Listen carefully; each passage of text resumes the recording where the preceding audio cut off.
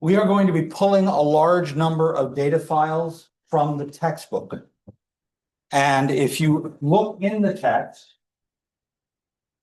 page 55, this is the first set of data we're going to work with. See this? This little folder icon says PE ratios. That tells me that this data file is included with the data provided by the textbook. So I don't have to retype this whole thing in. I have gone ahead and uploaded the entire textbook set of data files in this handouts module on Canvas. It's a zip file. Every example and every exercise data file can be found within the zip file for the appropriate chapter.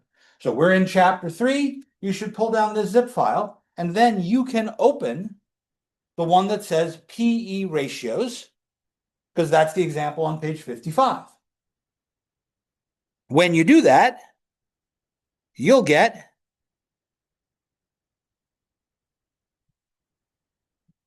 this. That's the data that appears at the top of page 55. 44 selected companies from the Standard & Poor's 500 index. Names, ticker symbol, price earnings ratio, selector, location of headquarters. Yes, Leo. Is it PER ratios.XLSX? I'm trying to make sure I have it right. Yep, that's the one. Did I load it as a separate example in our examples section? Let's take a look and see if I did that too. Go back to Chrome. Here are in-class examples. Hey, that's the one I'm doing today. But all the rest of the data files are in that zip file. So when you're doing homework or anything else, if you need a file and that little folder icon appears on the problem, you know where to go get it.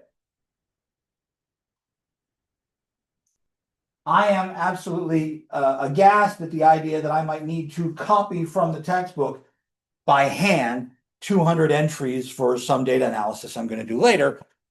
Take the Excel files. But yes, the ones I'm going to cover are all here. And this PE ratios Excel file should open to give you this. And so the question is, if I want to talk about price earnings ratios for these companies, I could walk into a meeting and simply say, here you go. But looking at data like this, in this sort of a format, is almost a surefire way to get the expression on your target audience to be, huh? This is mind-numbing. It's not helpful. I only care at the moment about price earnings ratio data.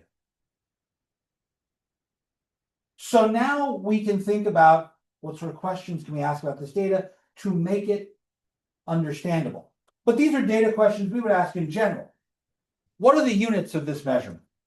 Is it discrete? Is it continuous? Is it interval, ratio? All of those questions are available to me. Is there any data that's missing in this file? Do I need to do some data cleaning? Did they not give me all 44 price earnings ratios? So if they're all there, I'm good to go.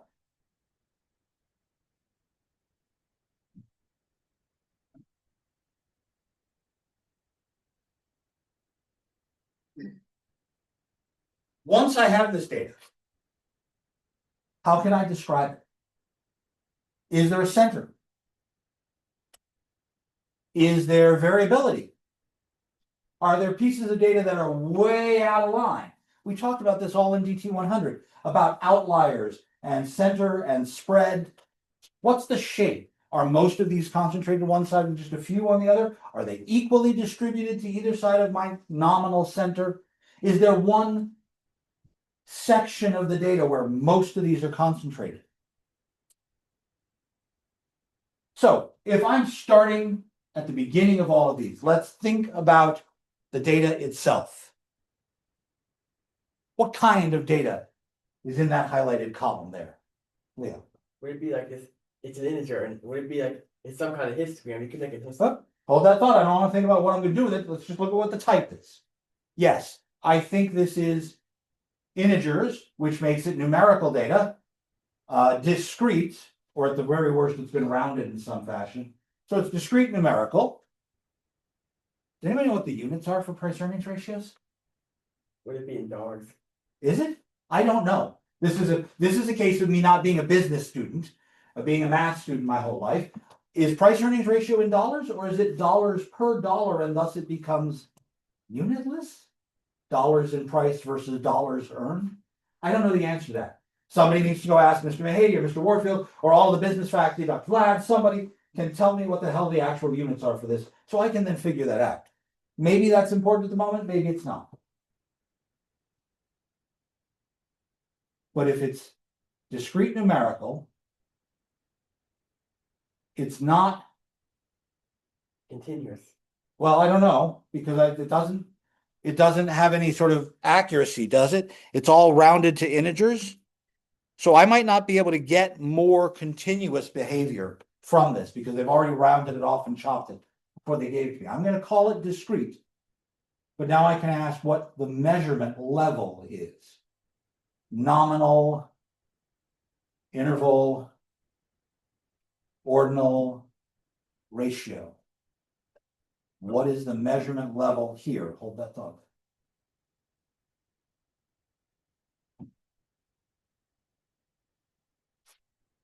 The numbers. So it's at least ordinal because I put numbers in order. Is it interval? Is there a meaningful difference between numbers? Well, yeah. If I have a price earnings ratio of 2, that's 1 better than a price earnings ratio of 1. That's important. Is there an idea of 0? Can you have a price earnings ratio of 0? It's possible that you can not be selling anything and your stock isn't selling, you have a price of 0. It's not realistic. So it's either interval or ratio, depending on whether or not 0 is meaningful. This is a business situation. You need to ask, in that situation, does 0 have meaning? I think it does in this case. I'm going to call this ratio. It is also time series or cross-sectional.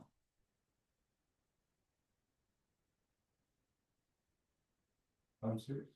Because It's price earnings over like a certain amount of time. but the section I've got here doesn't look at a company over a particular amount of time, does it? It just says price earnings ratio data randomly chosen from the Standard and Poor's. Okay, wait a minute. It says up here in the source. See that blue box over on the upper right? Yeah. Source. Look at the time expressed there. What's the time period? It's a date. It's a single moment in time.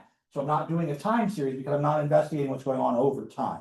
So this is actually cross-sectional data. But I understand why, from the business perspective, price earnings ratio isn't today, it's over a period of time, but it's usually whatever date the earnings report comes out, right? Yeah. So it is tied to a particular day. And in this case, it was December 30th of 2010. So this is old data, but it's still a single point in time. Over there on the right as well, under that source, go away. It shows me the data in a giant list, 2 different ways. It shows me the original order as if I just copied and pasted and shoved it over there and the way they pulled it out. I don't know what original order they were using. I don't know how this data is sorted currently. Oh, I can figure out how is it sorted currently?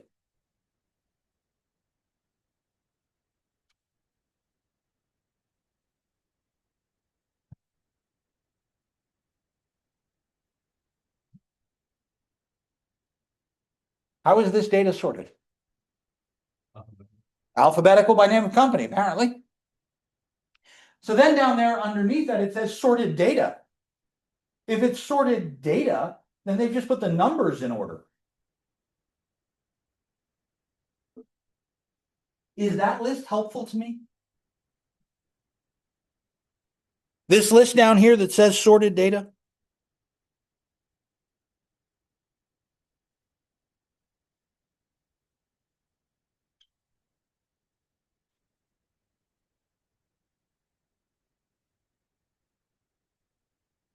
Can understand if we have if we can sort multiple times the same number, right? Yeah, if I see the same number multiple times, that's helpful right there. I see a bunch of 10s, a bunch of 11s, a bunch of 21, a couple 21s. Yeah, there's some repetition in here, some of these price ranges. So now I can think about that as helping me with center and spread and variability. I can try and figure out what's going on here. I think the easiest possible way to arrange numerical data like this is to group it somehow. And then just count how many show up in each group. A frequency distribution. Now, if I'm going to do this by hand, which is not trivial, but it certainly isn't a huge pain in the ass, I can say to myself, all right, what sort of groups should I use?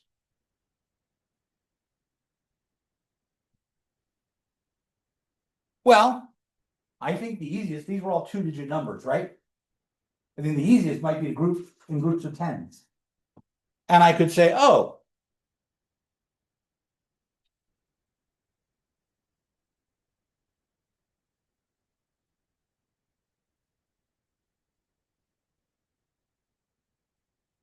and I can just keep going until I reach the top of my list. And in this case, the largest value in there, this is why the sorted list was useful. The largest value is 59, right? Good, I've gone far enough.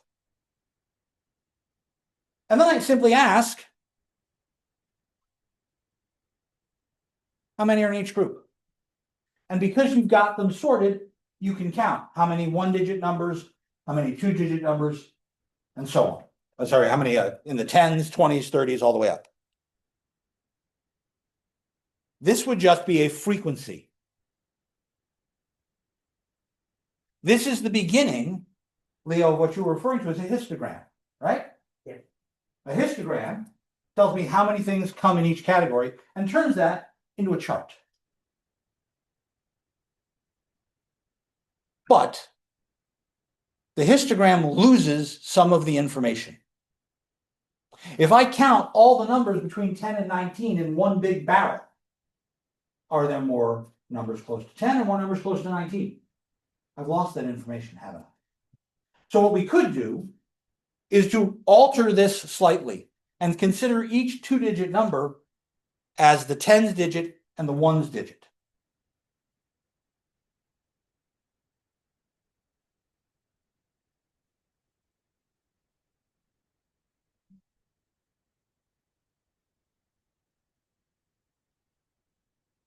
And now what you do is on the right-hand side, you don't just count, you actually write the 1s digits. So what were the first, all the numbers that are 1-digit long in this problem? I think it's a 7 and a 9. Is there anything else? That's probably it, so the frequency would be 2. Okay. The frequency would be 2 in that group, but over here, I would actually write 7 and 9 so that I see those two numbers in this layout on the right, whereas in the frequency distribution, I just see, hey, there are 2 in that group. This version is called a stem and leaf plot. And you can arrange all of your numerical data in exactly that fashion. It is possible to do this in Excel. It is nauseatingly tedious to do in Excel. Doing it by hand is actually faster than doing it in Excel for even moderately sized databases. What we create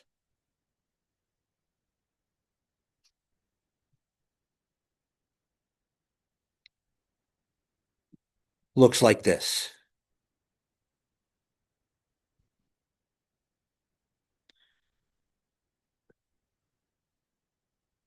I just listed all the stems that I could get, and then in each of those right-hand pieces, I broke it up, stem and leaf here, but the command to do this, do you see that entire line up there at the top of that command? I have to count each stem and each leaf separately. And then I have to write an if statement. If the stem matches the stem over here, and then copy the leaf, and then copy, and just this command took me 10 minutes to just write down. Don't do this. Please don't do this. If you need a stem and leaf plot, do it by hand.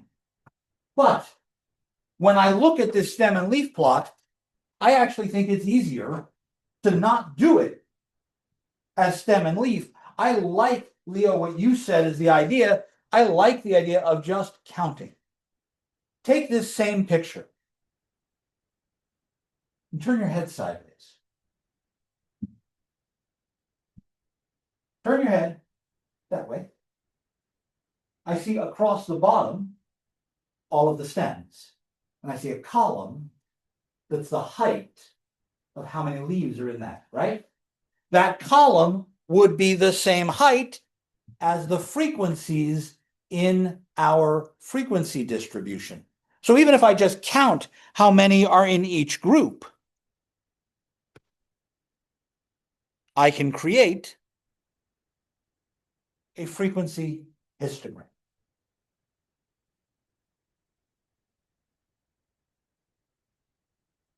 Here, there are two, price earnings ratio. I go from 0 to 10. I go from 10. Now notice what happens here. It goes from 0 to 10. It goes from 11 to 20. It goes from, so the groups I wrote down are different from the groups that get used here. Why? Because over here, I see this thing that says bin and frequency.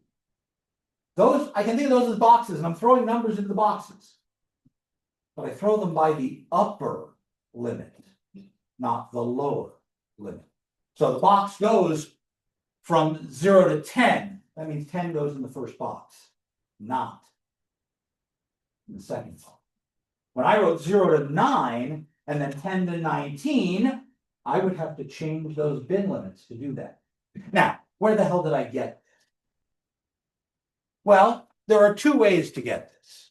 The first is just to take the price earnings ratio, highlight all of those numbers, and then go to insert. And when you go to insert, a bunch of options there. Right about here, it says recommended charts. And if I click on recommended charts,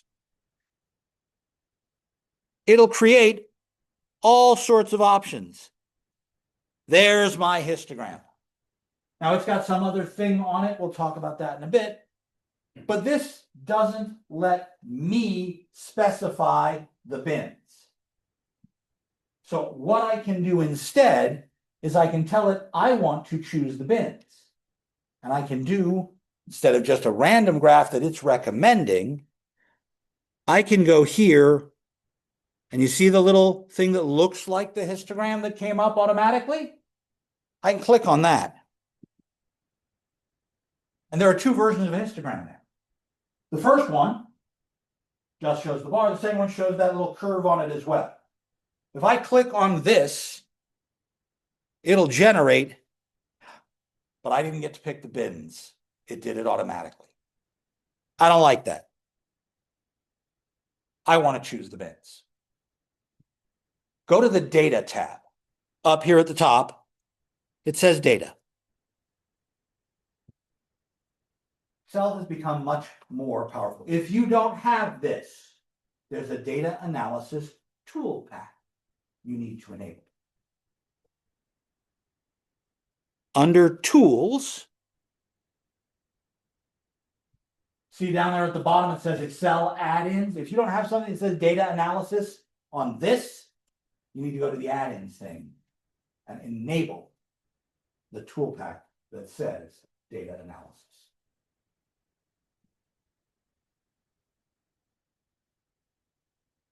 See, I got it checked.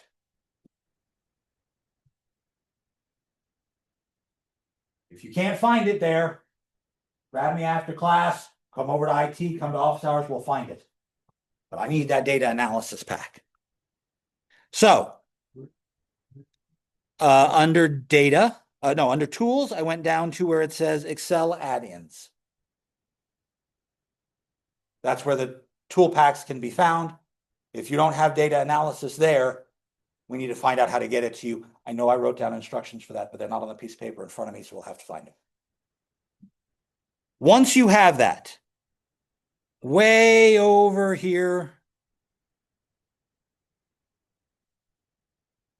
data analysis, all the way on the right up there, one from the very end says data analysis.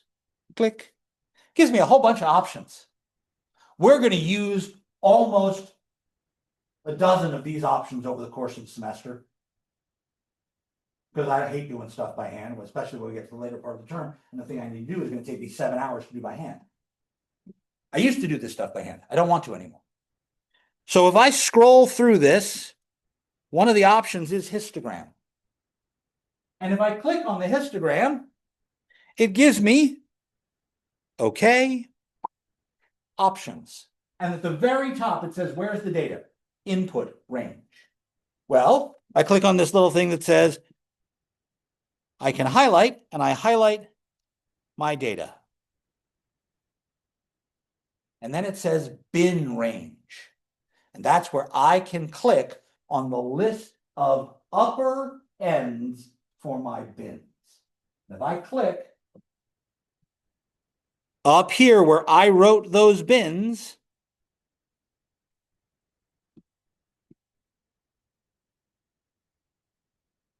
and then I tell it I want the output in a new sheet. I've clicked new sheet. You don't have to. You can get several other things. I want a chart. So I will click the chart output. And then it will create this table right here and this chart in a new page.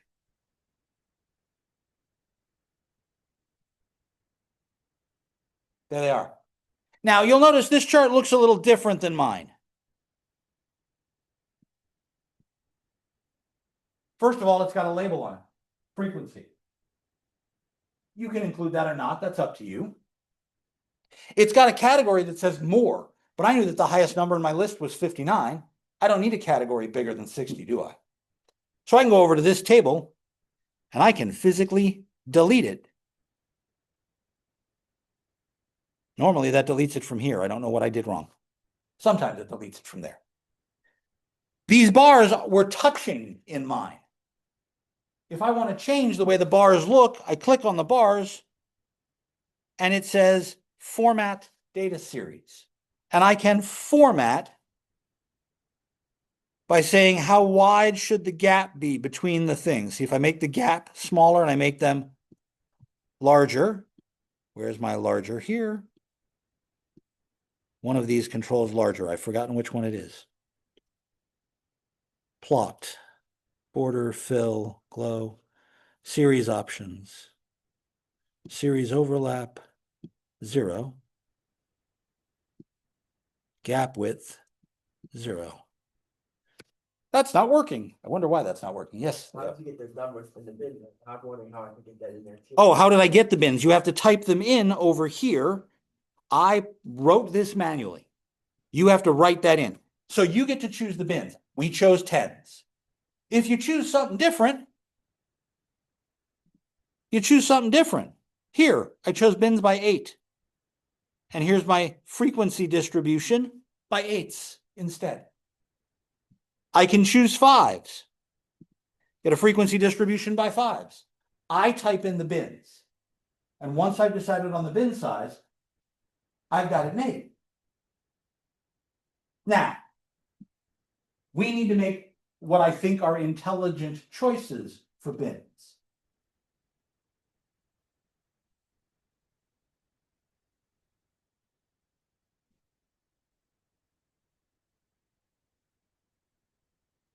There we are. was wondering what happened to my pictures. See what happens when I change the bins? I change the shape. I don't change it a lot. There's the original one by 10s. There's the one by 8s. And there's the one by 5s. I put the red curve on this one. I'll talk about that in a minute.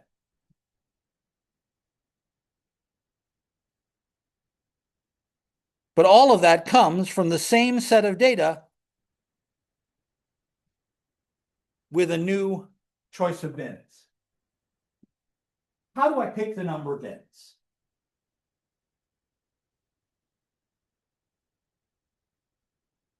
Well, really, you have a free choice when it comes to the number of bins.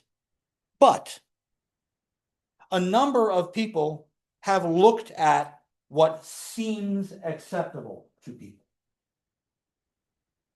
And it's based on how big the data set is.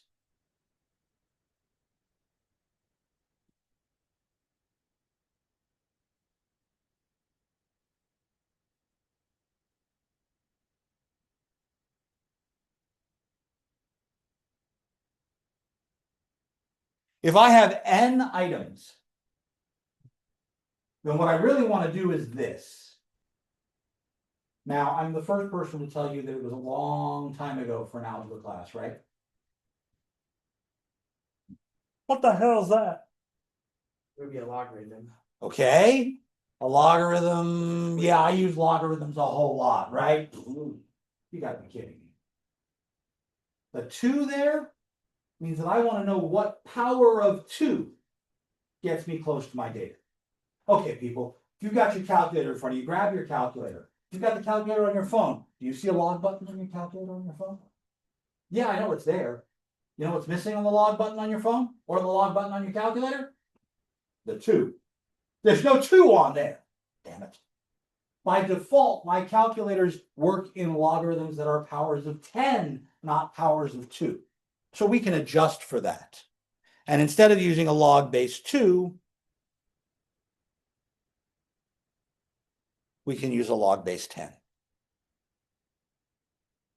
Okay, so with your calculator, we had 44 numbers in our list. 44 numbers. What is log of 44 times 3.3 and then add 1?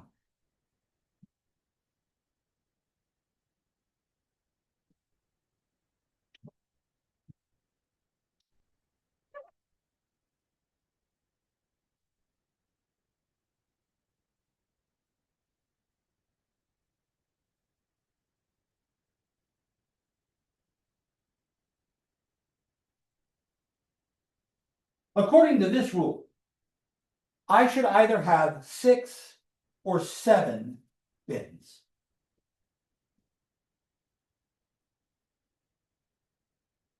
But the numbers go, what's the smallest number in our list? You've got that sorted file back at the beginning. Smallest number was 7. 7. And the biggest number was?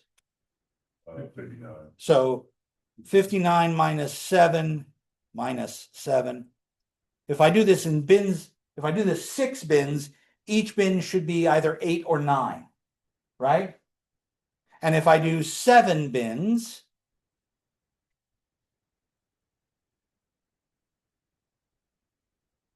then my bins should be 7 or 8. Sometimes having nice limits on your bins is more important than how many bins you have. So this is a good place to start to count the number of bins. This was developed by a guy by the name of Sturges. So this is known as Sturges' rule. That apostrophe goes on the end, not on the... But it's really just a guideline. I like doing 10s. 10s are nice, easy numbers to think about. 8s, I did 8s, and it's not much worse. It's not that different. But then my bins go from 7 to 15 and 16 to 24. Those are weird numbers to use, aren't they? And so that might not be as useful. This is a visualization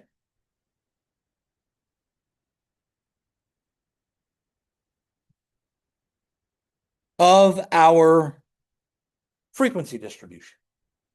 So I like frequency distributions. They give me useful information. But a picture's worth 1,000 words, isn't it? And would you rather have that chart with how many are in each, or that picture right there? If you're talking to a not mathy group of other business people, you're presenting in front of the board of trustees of your institution, you're presenting to the board of directors, you're presenting to your boss, that picture's a lot easier to deal with. Questions?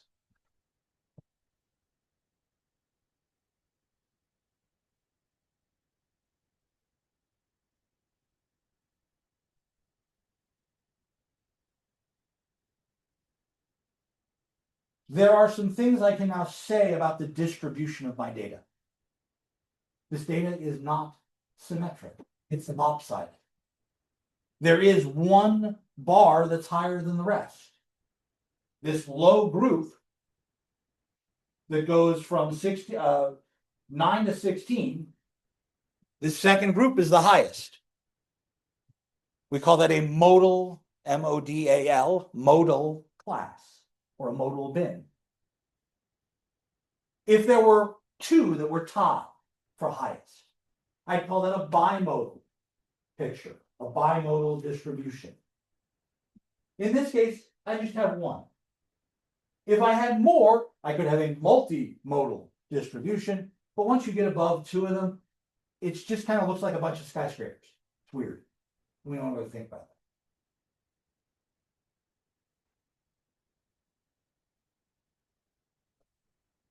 It's lopsided. This data goes way off to the right when most of it is on the left. That long tail is called the skew direction. So this data is skewed to the right. Bottom of page 63, I have a bunch of different histograms.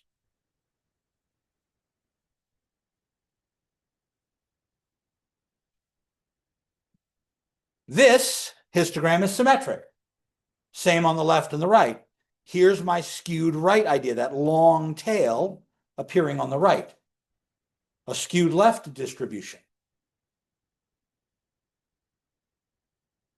Several tied for high, skewed right, skewed left.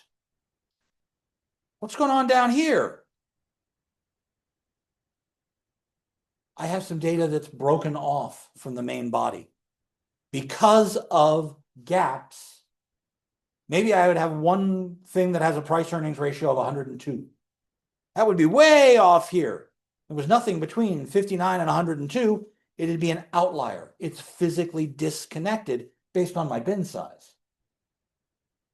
I think this idea is important. Now, I will tell you that the first time I heard the phrase skew, I had these backwards. Because my brain says, hey, most of the data is on the left. Shouldn't that be skewed left? No. The direction of the skew is which direction the tail points. So this long tail points off to the right. That's why that's skewed right. Well, phooey. That doesn't agree with my intuition. I didn't make this up, so I'm not in charge. Questions?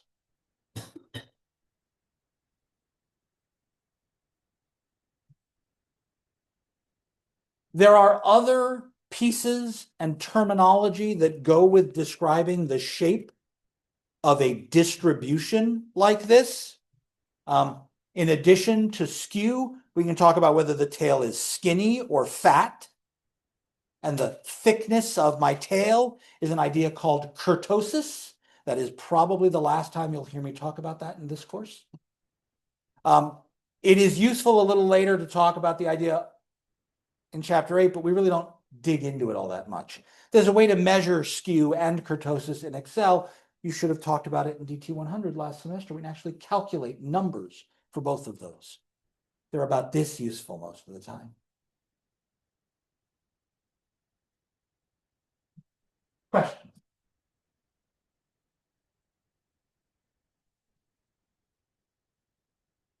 I'm going to go back to my distribution. Okay. I can add up the frequency distribution. So up there is an actual bin and frequency, right? I could ask for a cumulative frequency. So if I start at the top, hang on a second, Leah. If I start at the top here, I could say, let's add the number to the left. Then let's take that number and add this new number. So in that second row, I've now taken all the numbers up to this bin. And if I copy that all the way down, whoop, got to hit the right button. You'll notice by the time I get to the bottom, I've hit every piece of data in my list, right? There were only 44 numbers in the whole thing to begin with. This is called a cumulative frequency.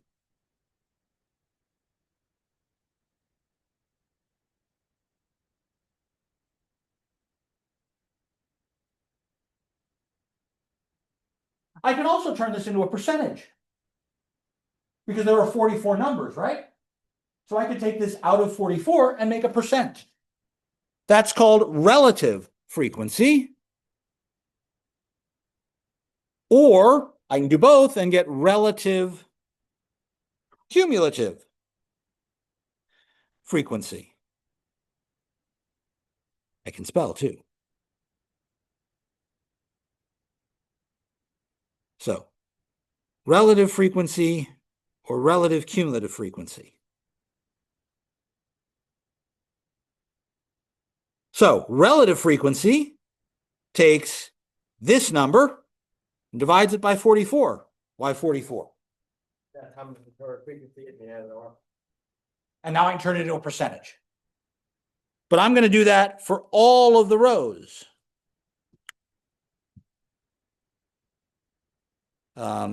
Control 1 is formatting cells. Sorry, command 1. And I'm going to change that to be percent. And I'm only going to go with 2 decimal places. There we go. Hey, look, most of my data is in that second bin. 43% of the data is in that bin. If I do what we did here, and I take those numbers and divide by 44,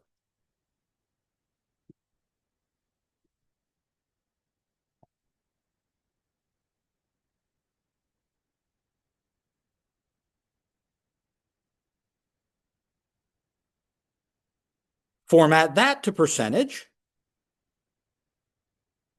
you'll notice that grows. As we go from left to right, that is growing the whole time, right? Because you're just taking not just each column, you're taking all the columns to the left. A cumulative idea. If I graph that growing pattern across these bars, that's called an ogive. O-G-I-V-E. And that is the red picture here.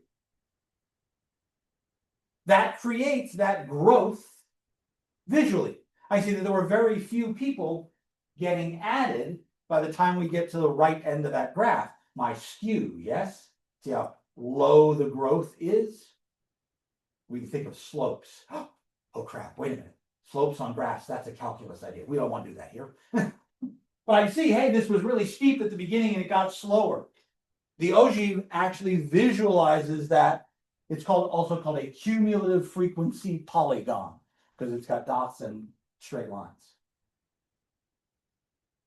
But that's available when I go into histogram because insert, if I look at the histograms, there are 2 options for histogram up there, right?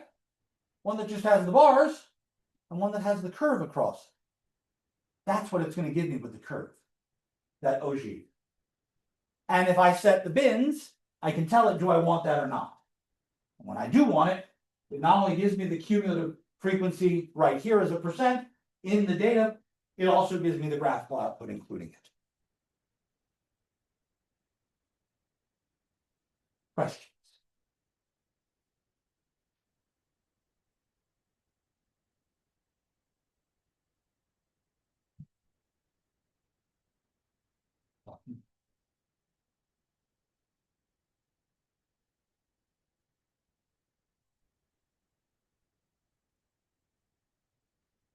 It is possible to change the defaults.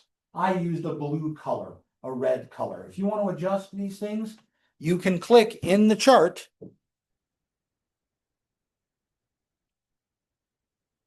and then you can put labels on these things. You can format the data series and adjust the color, shadows, effects, dimensionality. You can go absolutely ape on the way you present the image of your chart. Just don't go overboard. If you Google bad Excel charts, you will see some amazing crap out there. As much as I don't always like the defaults, they seem to be useful. But you can change lots of things, colors, whether there's a pattern or a gradient. Ooh, look, I can make them stripy. Really? This is what you want to spend your time? You can do all sorts of crap here. I didn't do any of that. I can do the same thing by changing the colors here. If I go to format this, I can change what the mark is. Instead of using a little square, I could use a diamond or another shape. Is there some reference? Well, I could use little dollar signs. It's price earnings ratio. We said dollars, right? Is that worth it? Your call. Maybe your boss really likes neat pictures. Something eye-catching, get their attention. I'm boring. But it's up to you. Questions?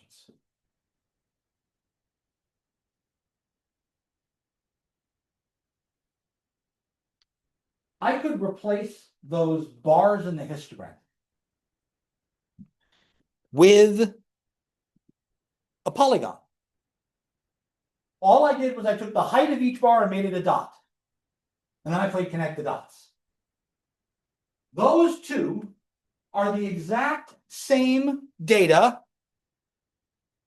as this. Tell me, is the histogram or the frequency polygon a better picture in your eyes?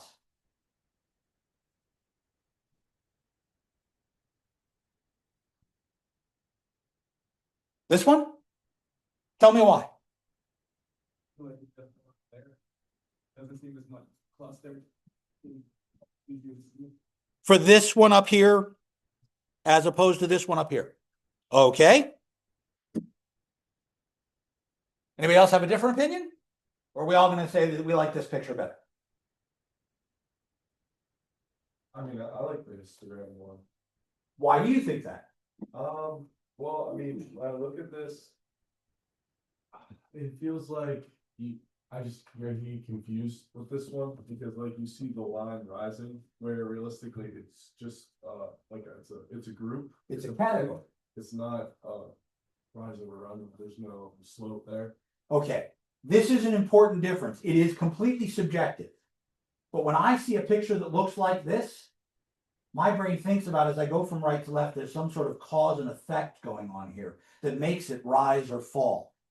This, to me, doesn't really work for cross-sectional data, but it would be much better for time series data, because then I can say as time went on, we were going up or down.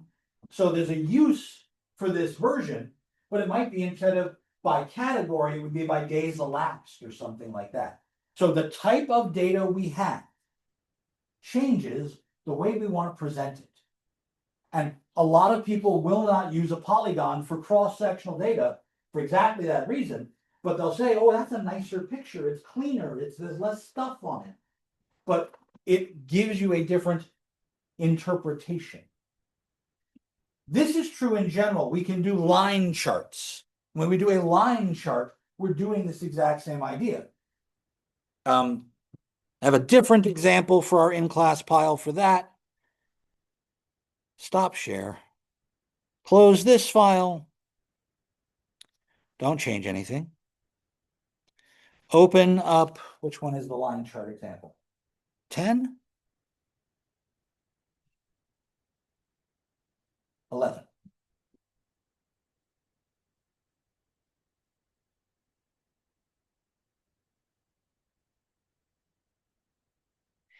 These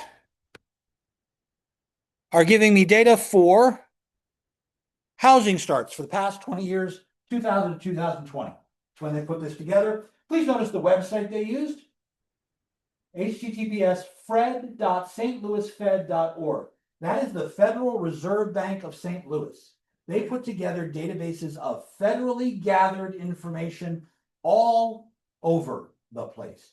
You should bookmark that page because as a business student, you will need to get worthwhile data from a reputable source, and the Federal Reserve is right up there at the top. And they can give you tables going back 40, 50, 60 years for all sorts of information. Valuations of treasuries and bonds, trade deficits and surpluses with different countries. There's all sorts of information at Fred. I taught a math and finance course last semester. I was there about 8 times a week going through data for the semester. Notice I create a line chart. Insert. Recommended charts. Yeah, there's the picture right there at the top. They also give it to me as a vertical column chart, right? So I could make, quote, something that looks like a histogram here. But if I compare those top two, the one on the bottom looks worse to me somehow than the one on the top. Because there is time and a rise or fall in the number of housing starts. So this picture is the one I created over here.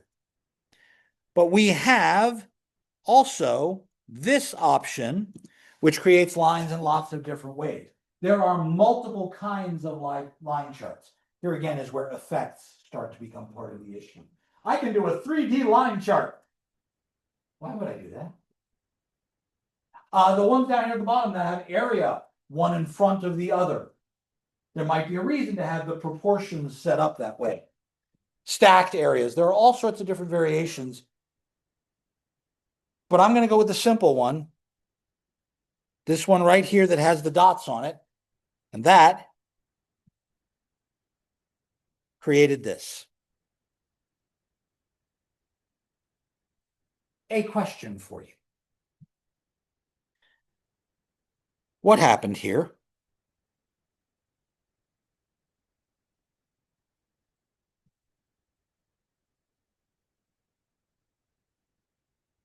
This is a real world example from your lifetime. The crash of the economy. The housing market crashed in 2008. The mortgage market crashed. Why? Anybody know this story? This great story. Didn't a bunch of the banks fail? Like they loaned too much money out and then they did their way. Not only did they loan money out the wrong way, they made the thing they were lending really weird. There's this thing called a mortgage derived asset or a derivative. So let's suppose for the moment, all of you owe me money. I'm the bank, you took out your mortgages, each of you owes me a different amount. I'm going to guess the total value of all of these houses is $8 million. I take that $8 million pile of paper. This is the loan document for each of you. This is worth $8 million. I'm going to sell it to my friend, the other bank over here. But I'm not going to sell all of it. I'm going to cut it into pieces.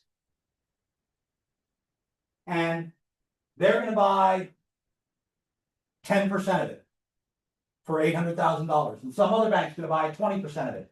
And I back this sale with saying they can get money from you. They don't have to get it from me. They can get it directly from you now. Because they own some of these loans. Well, you know what happens? My friend, the banker over here, he buys part of my loans. He buys part of another bank's loans. He buys part of a third bank's loans. He buys a whole bunch of loans, rolls them up, and starts slicing that up and sells that. Mortgage-backed derivatives. First order, second order, third, they kept repackaging them. And they would buy good loans from people they knew would repay them, and crap loans from people they weren't sure would repay them. And then so many people lost their jobs, and all of a sudden they couldn't pay back their loans, and bank 3, level 3 failed. They had tried to get their money from level 2. They tried to get the level, and I kept going, oh, well, wait a minute, who's got the money? Who actually owns, what do I actually own in this piece of paper here now? And it turned out I owned about 5 cents from your house, and 5 cents from your house, and 5 cents from your house, and you couldn't actually get money from anyone. There is a story by an NPR reporter called Toxie, the Toxic Asset. I think there's a link on our Canvas page. If not, I'll put it there. That goes through, they actually found one of these defaulted mortgages and tried to figure out, okay, who actually owns what in this piece of paper. And it's an amazingly crazy story. But this is across time. And therefore the line chart reflects better upon it. I have more visuals for more types of data. Bivariate data gets treated differently than univariate data. So please, take the time, go through the examples I put up. This is on our Canvas page. See if you can recreate this picture. What can you do to edit it? How can you make it look different? And we'll see you all on Monday. Have a wonderful rest of your day and a good weekend. Enjoy. You are reminded that the chapter 2 homework is due on Monday. Physically turning in pieces of paper. If you type stuff up, print it out and send it in. Question? How was it? I'm sorry. Yeah, I know. I want it physically on paper. And if you've done something in Excel or on your calculator, write down what you did, print out your stuff and give it to me that way. Please make it a large enough font that I can actually read it, because these cheaters aren't always enough. Thank you. Leo, I did notice you had a question earlier. Was there something that you wanted to ask particularly? Learn how like that, or get that in the format, however sure. Which format? I want to get that range, and how you can get the thing to go, and how you get the frequency to go to that range, how you program it. Oh, okay. Oh, crud, I forgot to share that one.